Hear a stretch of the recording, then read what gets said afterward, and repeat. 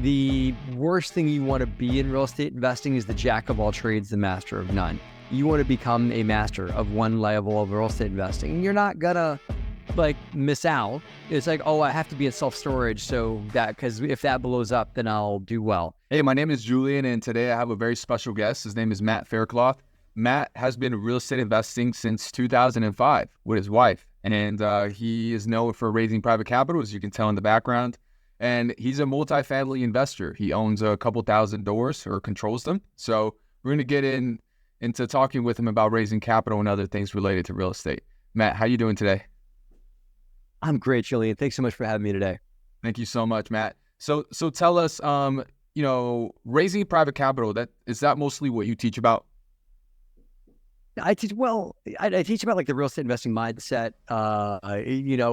I've built a lot of my business through raising money from other people. So Raising Private Capital, the book, is really about my story and me originating, my very first private capital loan of $50K, and then scaling from there up into, millions of dollars of apartment buildings and that kind of stuff. And just like the journey that anyone can take in raising money out of their own network. So what Raising Private Capital is about. I'm really about helping people see the next level for their company. I'm about people seeing how they fit in their business. I'm about helping people scale into the very fun and lucrative industry of multifamily real estate investing, and the industry that's changing a bit of multifamily real estate investing. I mean, it's probably, although it's not like the darling anymore. Everybody wanted to get into multifamily a couple of years ago when it was overheated.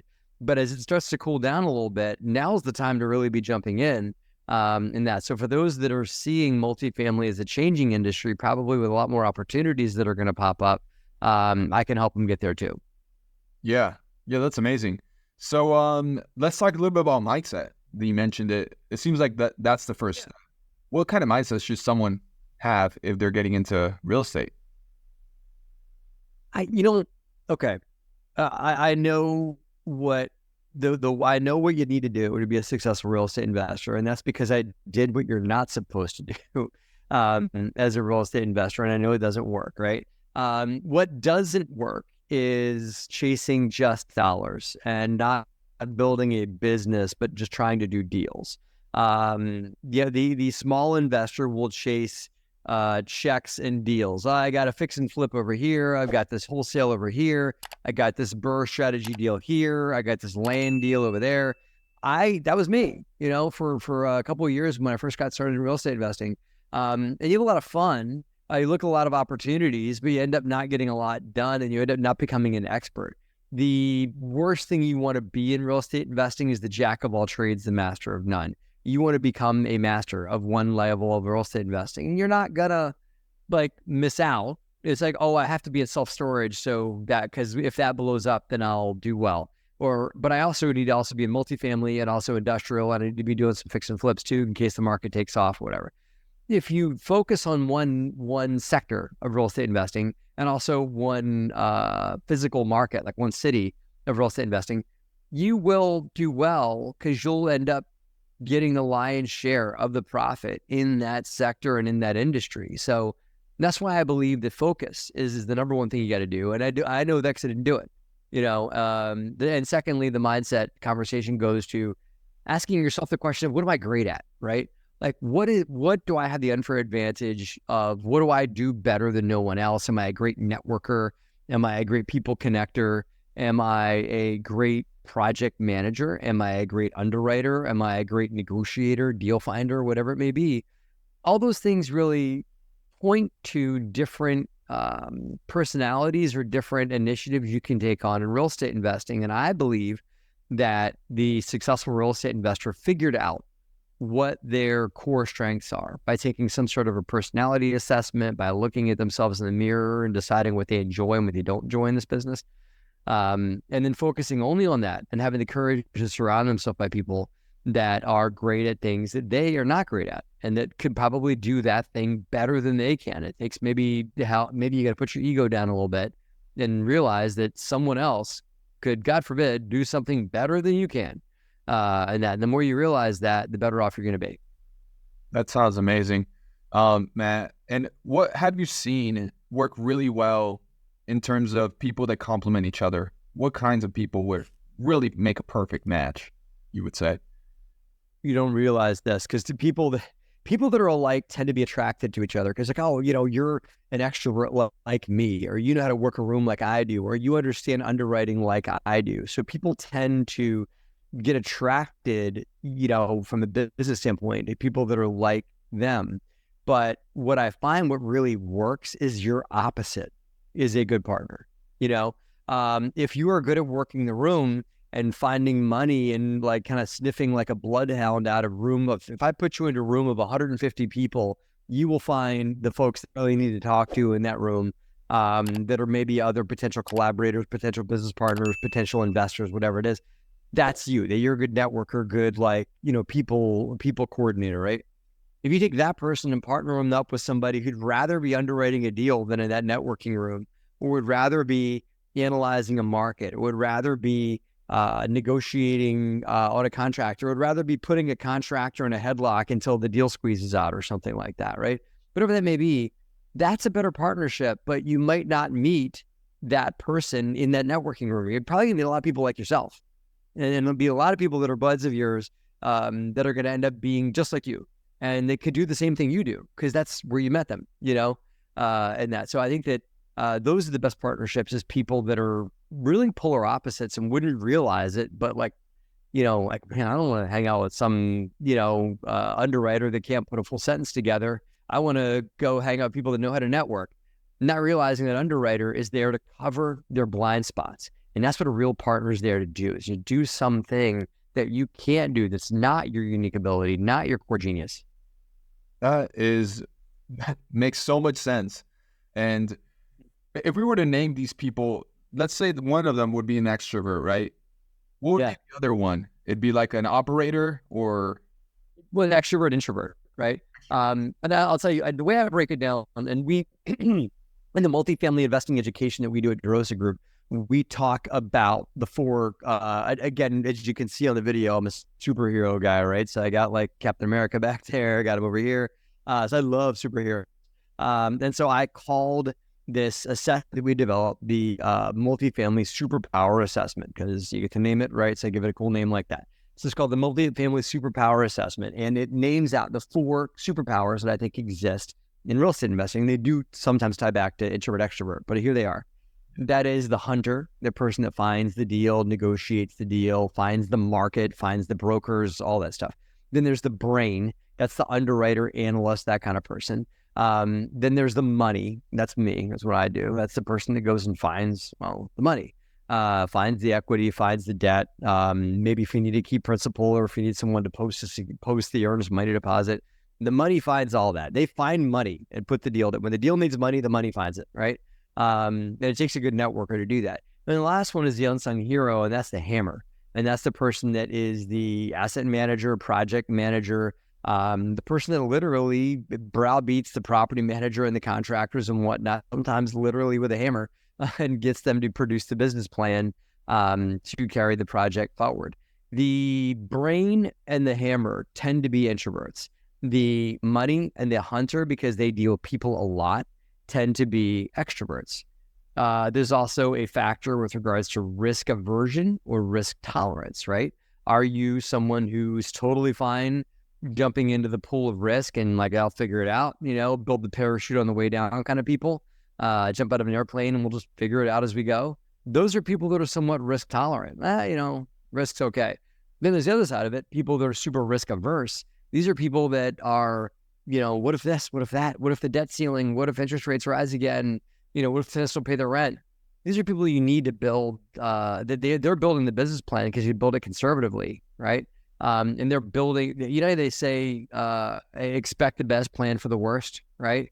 The money and the hunter expect the best because they're the ones that have to talk to investors, that have to, be the forward face of the company. You have to be a little optimistic that way. Yeah. Then the people that are actually building the plan, that are planning for the worst and actually implementing that plan, that's the brain and the hammer. They need to be somewhat pessimistic, which is hard for me because I'm a hardcore optimist. But they need to be somewhat pessimistic. A lot of things might not work out. And I've seen too many companies go under, Julian, if there are a bunch of optimists. It'll be fine. We'll work it out. And I've seen a bunch of companies never get off the ground if it's a bunch of pessimists, because a pessimist will always talk themselves out of taking action, and an optimist will always estimate where things are going to go and will always hope for the best and hope it works out. But a hybrid combination of those different personalities are what makes a well-founded real estate team. Yeah. Yeah, that makes a lot of sense. So usually the hunter, the money could be one of the same person. Mm-hmm. That was me when I first got started. I was both. You were both. And so why did you move on to the money only? Is it really a big opportunity cost to focus on both? There's more to the hunter than just extrovert and optimist, right? The hunter also needs to know specific markets. They got to be focused. The money is kind of not somewhat focused. Sometimes they need to be able to. Like the best people that I know that are good at being the money person, the money magnet for the company, are a little scattered. They're good at doing the social media thing. They're good at kind of like running in a lot of different directions. The hunter is more dominant. If you want to use personality assessment 101, like the DISC profile or something like that, the hunter is way more focused actually than the money can be. And that's because the hunter has never seen a shiny nickel. They don't look at that. You can't convince a hunter that the market that they've chosen is not the best market ever. So if they're like, okay, Miami, Florida, this is it. We are buying deals in Miami, Florida. Do not talk to me about Albuquerque. Do not talk to me about deals in Charlotte. I don't care about that. I know Miami, and I'm going to meet every broker in Miami, and I'm going to meet every property owner in Miami. I'm going to attend every real estate event in Miami because it is my job to produce a deal in Miami. And further, to go like great hunters, like good hunters know who's buying and selling. Great hunters know who's providing jobs in that market. They have their finger on the pulse so far in the market, they can tell you where Miami's going to go in the next 5 years because they're tied into, okay, this company's employing, this company's starting to pull back. And that data on jobs and on like the overall market, where the crime pockets are in a market and everything like that, they know all that because that is really what enables them to say, okay, this is why Miami's going to continue to be amazing, and any investor is going to want to hear that, not from the money, but from the hunter, about like, this is why we picked this market. And we invest in this part of town, not that part of town. The money's not focused enough to do that kind of data analysis. I did, but it wasn't really my forte. You need someone, I'll tell you who's a great hunter, as someone who used to be a real estate agent. Yeah. Former real estate agents, recovering real estate agents are phenomenal hunters, just like former recovering property managers or contractors are phenomenal hammers.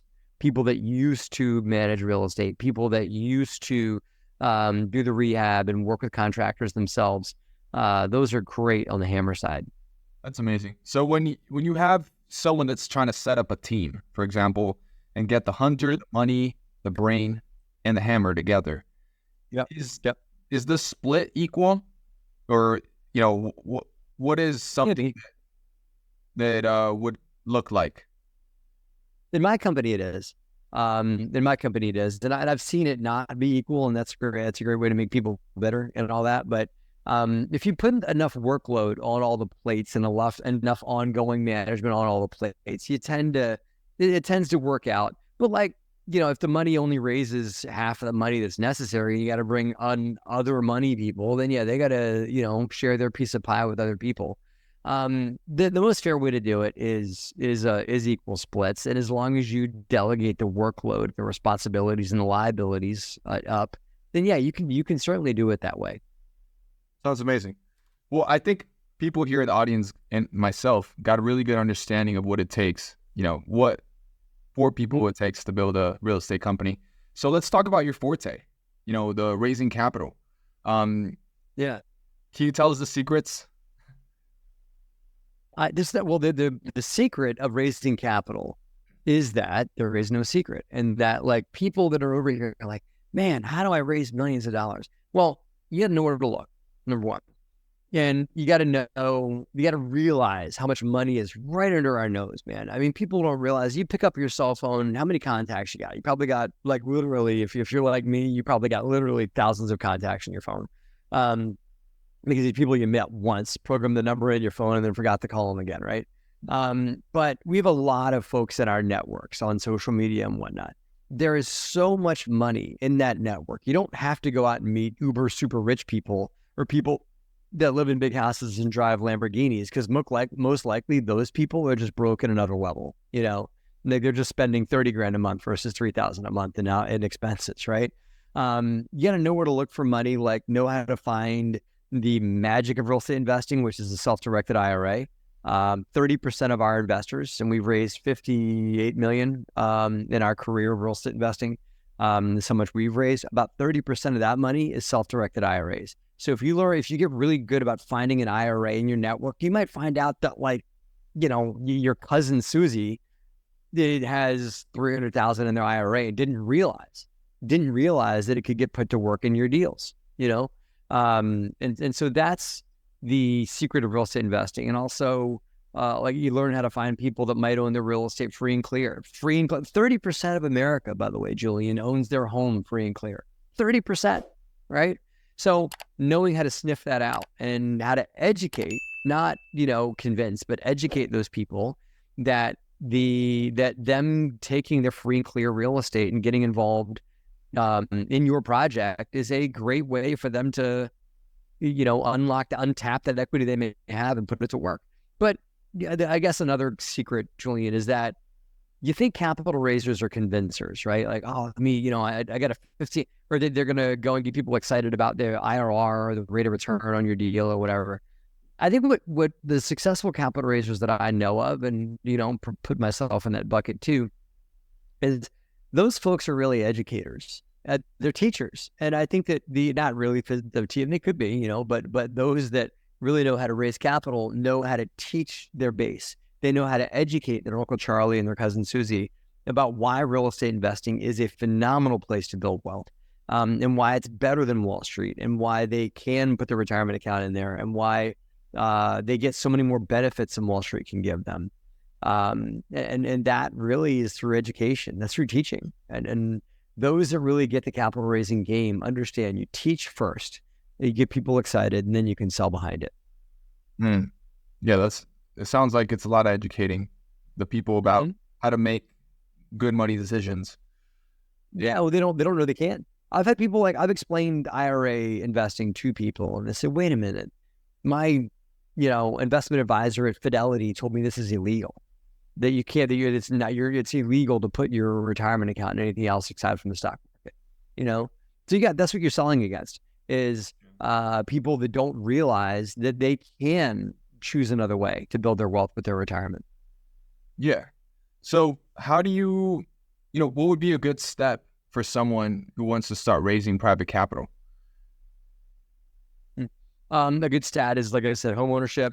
There's about 10 trillion. Last time I looked, it was $10 trillion in IRA accounts in the United States, right? 10 trillion.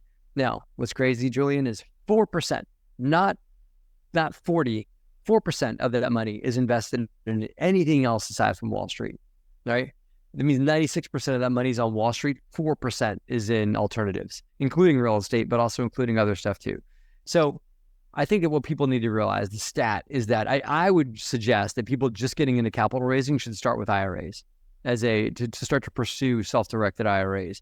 Those that have retirement accounts, not 401ks, IRAs from jobs they used to have. Somebody who worked here and now works over here, and the retirement account 401k from the job they used to have can be converted into a self-directed IRA and put to work in real estate investing. To me, that's the lowest hanging fruit. We all know people who used to work at one place and now work somewhere else. Even the brand new real estate investors know people that have transitioned jobs. And that's just an easy sell that, hey, you can take that retirement account you had here and you can put it to work and build your wealth with it and put it to work in my business. So that's the easiest tip I could give people. Yeah. That's a really great tip. Is there a way for someone that wants to be part of a real estate team, to learn how to go pitch these IRA persons to put their money into an investment to put it to work? Yeah. Julian, if I were looking to rise into real estate investing, what I would do is I'd figure out which of the superpowers you fit into. We have a free assessment people can take by just going to derosagroup.com/superpower. You go there, you can take a free assessment. It takes maybe 5 minutes in that. So they can do that. And if they find out that they are a money person, then the first thing I would do there is to go and make your money list. And in my book, Raising Private Capital, I talk about doing that. I talk about like, okay, well, make the list of all the people that you know that probably own the home free and clear. Make the list of all the people that probably have a lot of cash. Those, by the way, tips are people that have never moved, that you can tell they've gotten promoted or elevated their lifestyle a few times, but have never upped their expenses, meaning their expenses have stayed the same while it's pretty clear their income's gone up. People that just seem to live pretty lean, but seem to make a lot of money, but just live lean. They're not flashy. Those folks may be sitting on a lot of cash. And then, as I said before, the tips on the IRAs. Those that have some sort of a retirement account they can tap to put to work in your business. You find those people in your network. That's the phrase. If you are a money, those are the people you should be tapping. Awesome. All right. Well, that's for the people that could be money in the real estate team. So to find a brain or a hammer, you mentioned something very important, which is like an extrovert, for example, like myself or yourself, would go to these events and meet people that are also extroverts. So you have to get in a different room, right, to meet these people that are the brains. So can we talk about the brains? Not even going to the networking group because I don't like people. They're not even going to that event. Yeah. So how do you find a brain, for example? Where could you find one?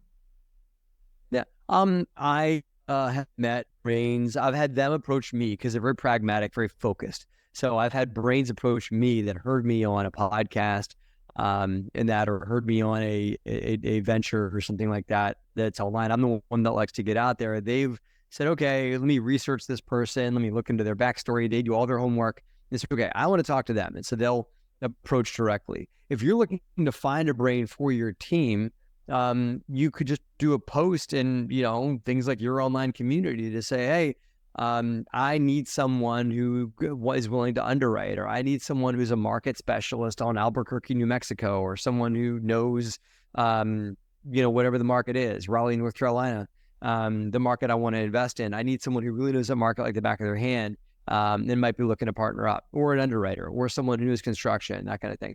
You just describe the person that you're looking for and put them into online forums, and maybe not networking, maybe not like going to a networking group, but putting out in an online forum that, hey, I need someone that can do this. Or go to your other extroverted friends and say, hey, man, I need a partner or an underwriter or whatever. Not you.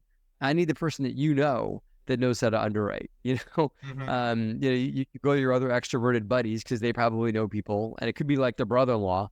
But if that person knows real estate investing really well, but doesn't want to go to the networking events, but they're also a really good analyst, that could be the intro. Yeah. That sounds right. Awesome. And for the person that wants to find the missing leg, the property manager, the hammer, the asset manager. Yep. What's the approach? Yeah. I think I believe heavily in boots on the ground. And so I don't believe in buying an asset and then just handing the keys to the property manager and said, okay, call me when the money's ready. Bye. I believe in, ownership eyes on properties on a regular basis. I just shot a video for our YouTube channel about the same concept, about just ownership eyes versus managed eyes. And so it's just very important to have eyes that are local. And so if you're buying a deal that's in a local market, you could try and get connected with other real estate investors that might know someone who's willing to be your eyes and ears for you, and either compensate them with a fee or compensate them in equity for checking the property on a regular basis, pushing the property manager and the contractors to make sure that things are happening timely and stuff like that. But you got to have somebody local. When I first got started, I was able to find local partners, and I had a partner that did some of the analysis and also did some of the day-to-day management of the properties. When I used to live near my portfolio, and that wasn't that hard to do. I was able to find them locally. But as we grew, We had to find people that were more remote, that lived in the markets we were investing in. Yeah. Yeah, that sounds good. So Matt, for the people that are listening, how much are you making? How many units do you have? Like, where you at? So that the people have an idea of like how much I'm making. It depends on the month, right? But we have we sit right around 2,000 units. We've raised 58 million for those units that we have. A lot of those 2,000 units are owned by our investors in that, which I'm really grateful for, is because they give us an exposure to a large portfolio. Syndicators make a lot of money when a property closes when you buy it, the acquisition fee, and smart syndicators reinvest that money into their business instead of putting it in their pocket. And that's what they do. They roll it up and reinvest, right? So that's the money you make, and then you also make an asset management fee, and that which should get paid to those that are helping you manage the asset and underwrite the deals and that kind of things. That's the AM fee there. And if the deal does really well, you start making above the investor preferred returns, and it starts doing equitable distribution. That's where the real money's made, and the big bucks, Julian, are made when a property sells. That tends to be how the pie gets sliced up. So lots of money on the front when the property closes that you should be reinvesting if you want to build a business. And then if you play cards right, God willing, and the creek don't rise, when the property sells in the back end, that's when you get a big shot in the arm too. And that should be viewed as like your success fee for doing right by your investors and getting paid there. Yeah. Yeah, that's a quick breakthrough of what syndication looks like. So yeah, thank you. All right, Matt. So what do you look towards the future and say, I want to build that? We're going to be going more vertically integrated as a company, meaning like taking on more and more of the responsibilities of the properties that we own. We want to scale. I guess we're sitting around 2,000. It's kind of tough to do deals right now, but I think that's going to change pretty quickly as the debt market continues to work its way through the changing real estate market. So I don't think there's going to be deals, everywhere, but I think there'll be more deals. And so we are looking to do more opportunities and grow our company and scale. We're also doing a debt fund. So we raised a bunch of money from investors where we're putting it to work into hard money, because hard money is a great cash flowing investment. And so we are very active in the hard money space too. That'll probably be it for now. Although my underwriter used to be in the hotel world. And so he keeps telling us we should buy hotels, and he keeps sending us deals. And that I've walked a few of the hotels he sent me. So you might see us buy a hotel or two. We're really just about providing yield to our investors and providing our investors with a great return on their money, while we get to ride along with them and, accomplish our company's mission, which is to transform lives through real estate. That's an amazing mission. So that sounds good. A good snippet of the future. So yeah, someone is having a deal right now under contract. They need to find the money. We talked about first, make a list of things, right? Of who probably owes their house outright, who has IRAs, who just switched jobs. What is something tangible, a message, for example, that someone could send out to that list to kind of start the conversation and gauge interest? So it's an actionable tip. Well, first of all, I believe that that you should begin the journey of raising money before you have a deal. Those that I see raising money when they have a deal are always going to be behind. They're always going to have to push. They may have to compromise a bit of their deal profit just so they can get to closing, right? And so I don't think that raising money when you have a deal is a good idea. I think that getting your investors interested before you have a deal and getting them excited for the next deal you're going to find is the way you want to do that. And so I think that it's about making your list, making those phone calls, saying, hey, then picking a market, right? So identifying your list, and let's just say it's Miami, right? And that. So let's, okay, here's Miami. I'm going to invest in Miami. We're looking for deals of the size. It's probably about what cash flow is going to look like. Are you interested in joining me? And your investors will say yes, no, whatever it is. So I think it's a matter of teeing those investors up before the opportunity shows up is where the success is. Man. And since from where you've seen in the previous investments that you've controlled, what are investors happy with? Like when does it become acceptable? And then obviously beyond that, when does it become extraordinary? I mean, investors love communication, and I mean, even when the property is doing badly, we've got not everything we own in our portfolio is knocking it out of the charts. We've got properties that are, especially in today's markets right now, that are struggling a little bit. We still send out regular communication, so investors are happy to hear regular updates on where their money is. The last thing you want to do with your investors is start going dark, especially when things are getting when it's clear that things aren't going the way they're supposed to, right? So we communicate regularly. Investors are very happy with that. They of course love when you pay the obligations you said you were going to. When you do what you said you were going to do, and then they get really excited. But it's funny, as an investor, they get excited, but then they also start asking lots of questions when you sell. You would think that they're just over the moon. That's great. We made lots of money. But like all of a sudden, I've had investors when we sold a property, all of a sudden they needed the money right away. And they say, I need it right now. Can you send it to me? Investors get funky. They're excited, but they get so excited that they're like, hi, I need that money. I want to reinvest it or whatever. So that's kind of where you have to temper the emotions of investors, because that's where emotions get involved a little bit, is when the property's sold and it's time to do distributions and that. So you have to, in a lot of ways, it's a full roller coaster ride. Sometimes you end up there being their psychiatrist, helping them talk through, this is where it's going to be, this is how it's going to go, this is what the returns are going to look like, and all that. So you end up getting to know them fairly well, what they're dealing with personally and everything like that, because they tend to tell you, everything they're in the middle of, and that. So yeah, I mean, overall, the short answer to your question is communication is what gets them excited.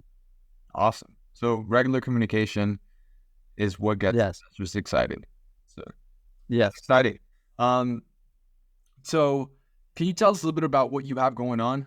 We spoke about a mastermind that you might be launching, and something that some collaborations you work with BiggerPockets. Can you tell us a little bit about your... Sure. I'm super excited about both of those. We teach the BiggerPockets Bootcamp on a regular basis, which people can go to by just going to BiggerPockets.com/bootcamps. And they can sign up for my bootcamp, the multifamily bootcamp, because that's my passion. They also have other bootcamps like the rookie bootcamp. And I think in the past, Pace Morby's taught a sub 2 or a no money down bootcamp. All those are out there, but they should check out my multifamily bootcamp, which I teach with my partners. And that's just a great community, phenomenal, a lot of fun, and not too much money either. A couple hundred, but you got to get a pro membership, but then on top of that, it's a couple $100, right? So that's one angle they can do. We have another bootcamp launching in a couple weeks. And then for us at DeRosa, for those that have some real estate success and just want to go next level, they've knocked out a few deals, maybe got a couple doors in their portfolio, and they're looking to, hit a double, triple, or really upsize their portfolio and go next level into multifamily, are probably doing this thing full time by now, that kind of thing. We have something that we're calling the Multifamily Accelerator Program. It's not for everybody in that, because it's very hands-on. It's only for people that really want to grow and, accelerate. So, but if you're really looking to scale up in multifamily and take advantage of the changing multifamily market, they should check out our accelerator program, which gives a lot of direct access to me and my team, a lot of brain picking sessions with me and my team, hours and hours and hours of online content, of modules, teaching them everything I talked about, but times 10 with way more granular detail on how to build their business and how to find partners and how to scale this business. We also give a lot of inside information and a view inside of our company. We give them some of a lot of the resources we used to build our business, and that's we put people with the tools that we use, and that we're in the multi-thousands of doors range. And so, if you want to build a multi-thousand door company, we give you the tools for success to do that. They can hear about that through DeRosaGroup.com/education. That's DeRosaGroup.com/education. That's amazing. And, it's really important. Tell us a little bit about why you love superheroes. That's sort of a Captain America. As you can see, I've got Cap here. And it was a little bit of a joke at first, but I really loved it when the first Captain America movie came out through Marvel, right? And I wasn't into the comic books, but I loved the Marvel movies, right? And anything superhero, DC, Marvel, love, right? And my favorite's Captain America, and that's really gravitated me towards all superheroes. The reason why I love Captain America is because if you look at his origin story, he was strong on the inside first. Like he had a big heart, and the scientists that made him, Captain America, strong on the outside, were able to, through science and technology, exemplify what he was inside and made him that on the outside, right? And so I think that it's the most whole and authentic way to look at it. I think superheroes are great because I think that deep down, all humans want to be superheroes. We all believe, I think deep down, that there's a bigger part of ourselves that just needs to get brought out with the right tweak, the right science, the right something, the right everything. We all see ourselves as growing. And I think that deep down, we all want to have superpowers. We all want to grow in that. And I see the best in people. And I think that's why I kind of see the inner superhero in all people. That's a beautiful message. So thank you, Matt. So if people want to check you out, are you on social media? Yes. Yeah, they can go to my YouTube channel. Just go to YouTube and look up DeRosa Group. They can look up my name on YouTube, Matt Faircloth. They can get me on Instagram at the Matt Faircloth, or they can just go to my website, which has it all there too, at derosagroup.com, DEROSA group.com, derosagroup.com. They can check us out. They can learn about our education vehicles.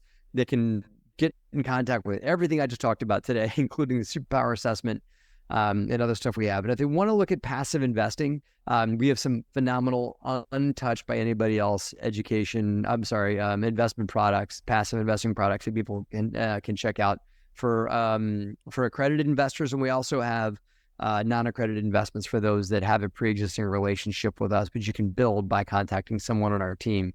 And that, so we can help all people build their wealth through real estate investing. That's wonderful. All right, Matt. Well, thank you so much for coming on, and we hope to have you in the future and talking about some more raising private capital strategies. And we hope to hear more about your team with the mastermind and all that coming out. So we appreciate it. So thank you, guys. Thank you for having me, Julian. Love to come back on. Thanks.